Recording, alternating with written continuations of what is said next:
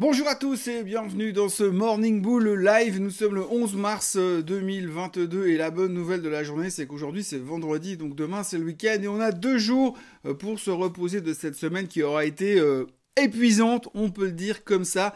Globalement, c'est jamais facile de se remettre d'un rebond spectaculaire comme on a vécu mercredi.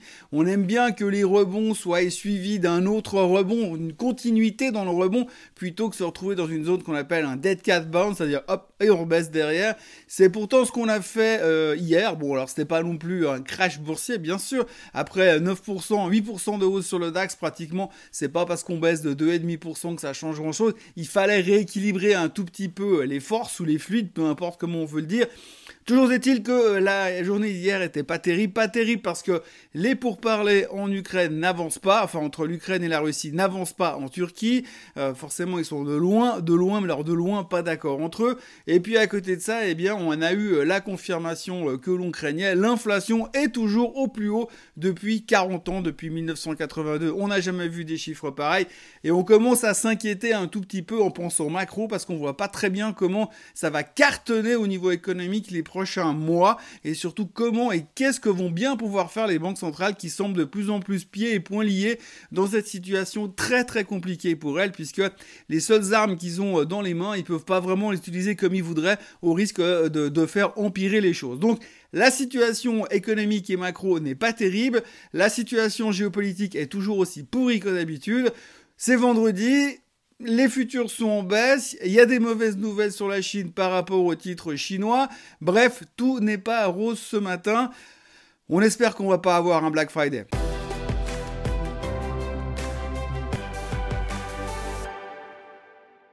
Tout d'abord, on parle un petit peu de la thématique russe et ukrainienne. Alors globalement, les discussions ne se passent pas bien, ils n'ont pas encore trouvé d'accord. En attendant, ils continuent à taper très fort, enfin les Russes continuent à taper très fort.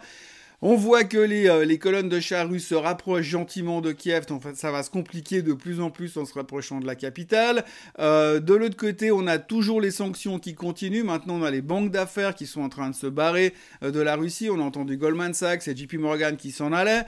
Maintenant, on a aussi les Russes qui commencent à répliquer. Les Russes ont annoncé hier que si ça continuait comme ça, eh bien, le gouvernement pourrait privatiser les assets des sociétés qui sont parties, qui ont quitté le territoire russe. Donc, par exemple, vous prenez l'exemple de McDonald's, 850 restaurants en Russie, eh bien, ils pourraient privatiser les 850 restaurants et les reprendre au compte du gouvernement. Alors, le gouvernement américain a déjà répondu, la réponse du berger à la bergère pour dire que ça se passerait pas comme ça et qu'il fallait en tout cas pas faire ce genre de choses. Oui, alors les tensions commencent un petit peu à s'étendre aussi, les tensions économiques, on va dire, entre les États-Unis et la Russie, ça devient quand même un tout petit peu compliqué. Et si ça devient aussi sur ce terrain-là, mais il fallait pas s'attendre à que les Russes se laissent faire.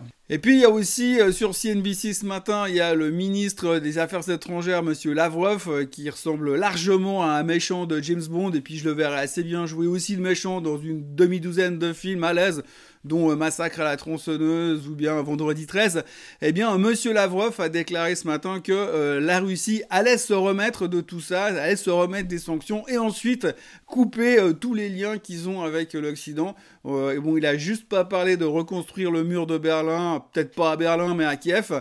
Mais autrement, mis à part ça, on a vraiment l'impression d'être de retour dans les années 80, les années de guerre froide.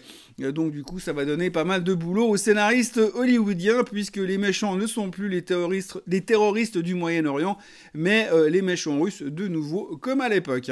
Alors hier, si on regarde un petit peu les marchés, ce qu'il faudra retenir quand même, c'est que les marchés européens ont fini dans le rouge à cause de l'inflation, à cause de l'Ukraine.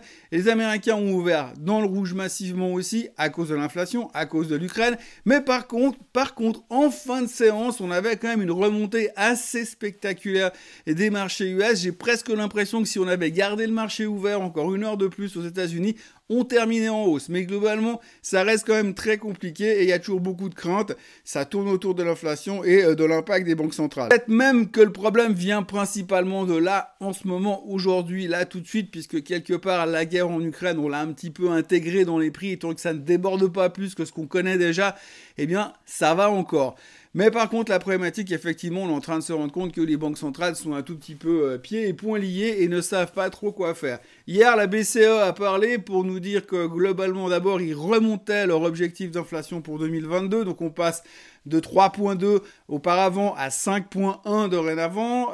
Bon, c'est pas franchement une surprise quand on voit la tronche des prix de l'essence dans les stations-service, pour ne citer que ça. Et puis la BCE s'est donc montrée plutôt au quiche par rapport à ce qu'elle était de viche. Madame Lagarde a laissé entendre qu'elle pourrait éventuellement, peut-être, mais c'est même pas sûr, monter les taux d'ici la fin 2022. C'est pas à exclure. Ils ont accéléré aussi leur programme de rachat obligataire, ce qui veut dire qu'ils sont aussi en train de rentrer dans une phase un peu plus au quiche qu'ils ne l'étaient avant. Mais en gros, ils ont zéro visibilité et puis ils savent vraiment pas trop quoi faire. Même s'ils essaient de se montrer confiants, on n'a pas non plus l'impression que ça transpire la sérénité à la BCE. Et ça découle aussi sur ce que la Fed américaine pourrait faire aujourd'hui.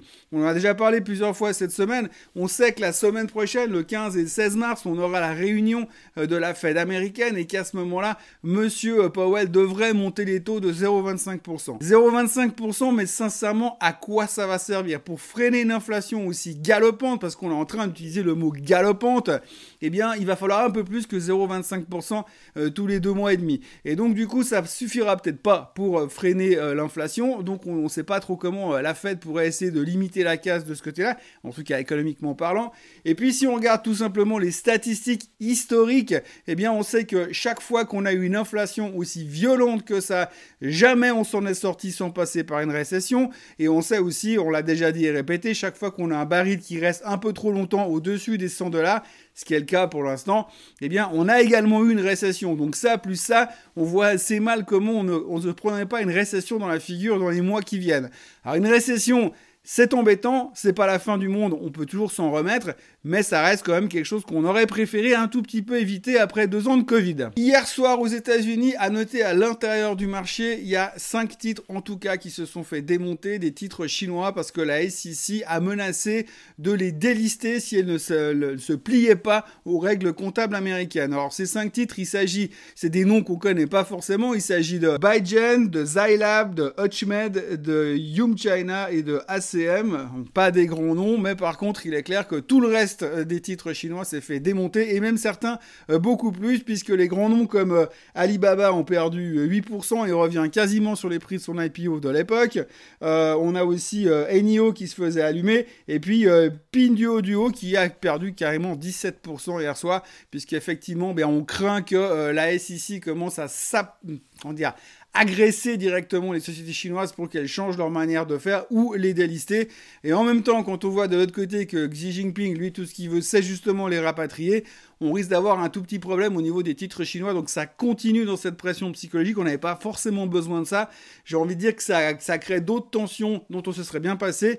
Mais heureusement, pour faire un peu tampon dans un autre secteur, aujourd'hui, la Chine, ce matin, a tout de même offert son aide au conflit ukrainien et russe pour essayer de trouver une solution en disant que c'était trop grave ce qui se passait et qu'il voulait bien donner un coup de main aussi dans la direction de la paix. Donc ça, c'est plutôt rassurant.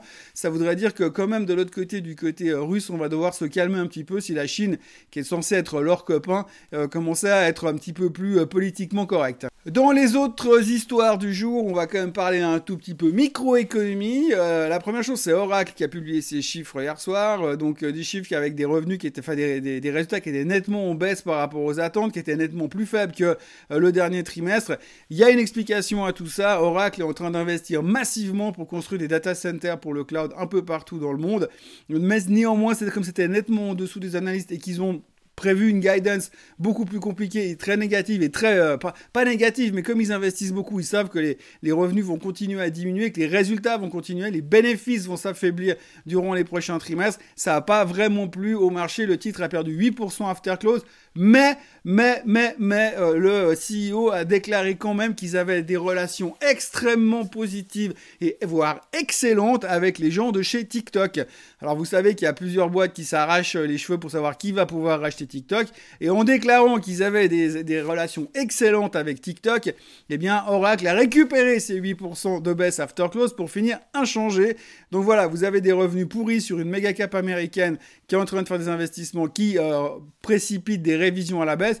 Mais comme ils sont positifs avec TikTok, eh bien ça efface tout. Comme vous voyez, il y a quand même des miracles qui se produisent dans le monde merveilleux de la finance. Mais comme il n'y a pas que des miracles non plus, eh bien on est obligé de parler de Rivian. Alors Rivian a publié ses chiffres hier soir, after close également. Alors grosso modo, pour faire simple et pour casser le suspense, Rivian a raté à peu près tout dans les prévisions des analystes. Ils sont nettement en dessous dans tous les coins. Pour vous dire, on attendait du côté des analystes des ventes de 64 millions de dollars et une perte de 2 dollars par action. Et Rivian s'est pointé avec des ventes de 54 millions de dollars, donc 10 millions de dollars de moins, c'est pas terrible, mais enfin en termes de pourcentage, ça fait quand même beaucoup. Et puis surtout une perte qui frise les 5 dollars par action.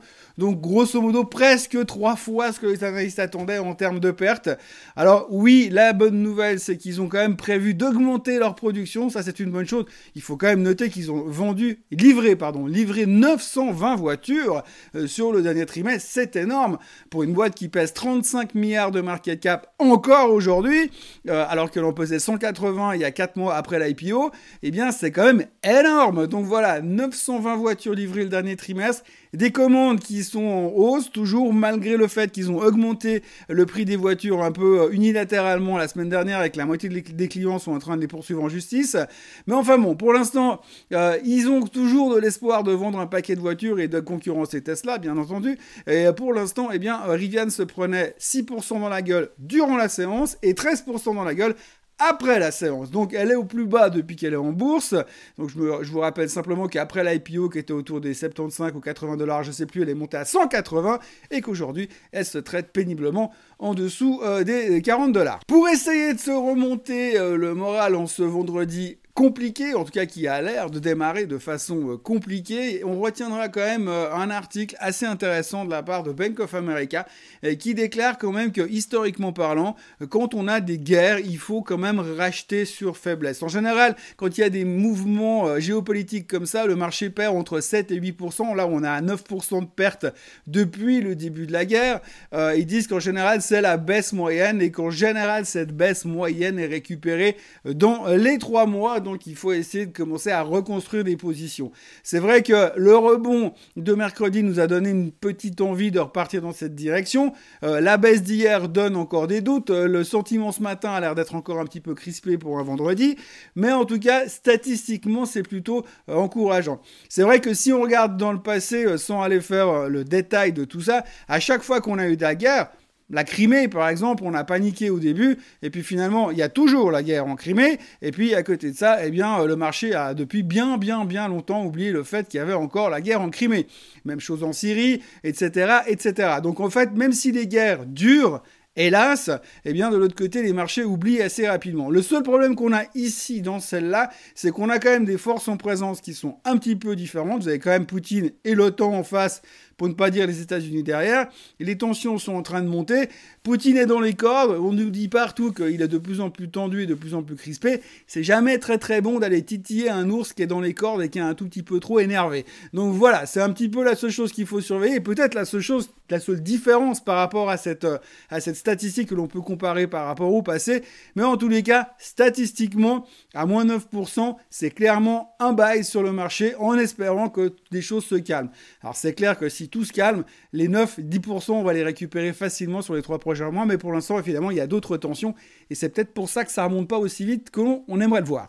Donc voilà, nous sommes vendredi 11 mars, globalement, on est toujours au milieu de nulle part, on est dans un tunnel. On a de la lumière des deux côtés, mais ça a l'air quand même vachement loin encore pour l'instant. On a l'inflation qui continue à nous peser dessus. On a la guerre qui continue de nous stresser. Et puis, on a la fête qui nous arrive dessus mardi prochain.